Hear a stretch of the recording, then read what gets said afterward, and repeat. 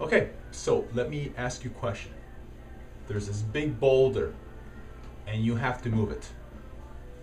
And you push and you push. But it's gonna be hard to move it that way, right? Now, how about if you get this big long metal pole and you put it at the bottom of the boulder and you use it that way. Leverage to move it over. That's gonna be easier, right? That's called leverage, guys, and we're gonna be talking about that today. Hi, my name is Paul Anthony Kelly from themortgagespin.com. And let's talk about leverage when it comes to buying property. And let me give you an example of what a leverage is when you're buying a property. Let's say there's a house that's worth $100,000 and you put $20,000 down. Well, in mortgage terms, that's 80% loan to value. However, your leverage is 1 to 4, because for every $1 that you invest, the bank puts in $4 back for you. $4? Now, think about it. And if you hear my daughter in the background, please be quiet while I'm talking here. Thanks, Lauren. Appreciate your help. Okay. Okay. Now, think about leverage as a first-time home buyer with an FHA purchase, typically with 3.5% down payment. That's a 96.5% loan to value.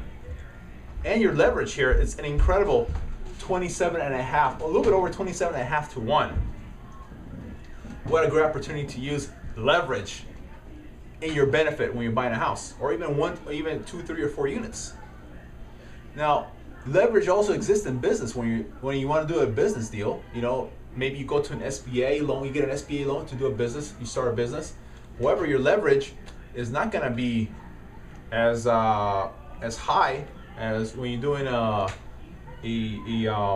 house purchase.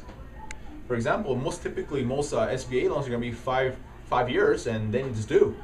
And besides, you're going to have to put in at least 30% down payment, you know, maybe a little bit less, but usually on 30% or more. And let's talk about stocks and bonds. There is no leverage there. You cannot go to the bank, walk in and say, excuse me, do you mind lending me, you know, leveraging my stock purchases? So if I want to buy 100 grand of stock, I'll put 20, you put the 80. What do you say? The loan officer there is going to laugh you out the door. That's what's going to happen. So I highly encourage you to explore investing in a home or purchasing 2 to 4 units, especially when the bank will give you that leverage of over 27.5 to 1 to purchase your first house, especially your first couple of units. Use that leverage that the bank is giving you guys to your advantage. This is Paul Anthony Kelly from themortgagespin.com. Thanks a lot, and we'll talk to you next time.